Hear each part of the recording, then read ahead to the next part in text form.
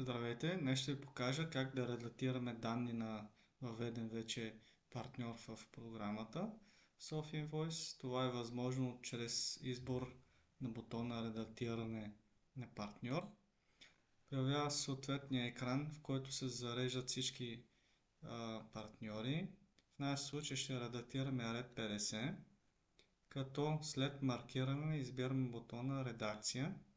От появилия се екран ще променим всички полета на партньора без фирмата. Започваме.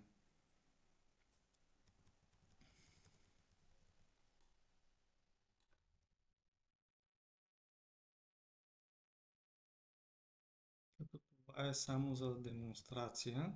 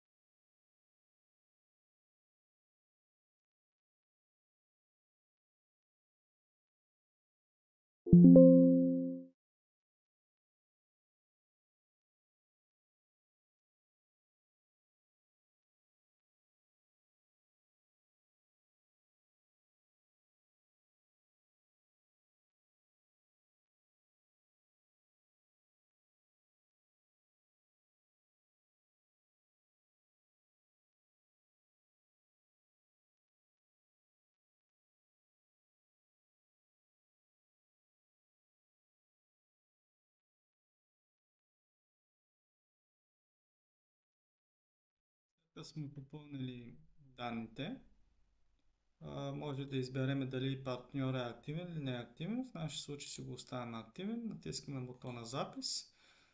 Редакцията мина успешно. Излизаме и съответно може да проверим дали данните са новите данни дали са редактирани успешно. Както се вижда, всичко е минало успешно.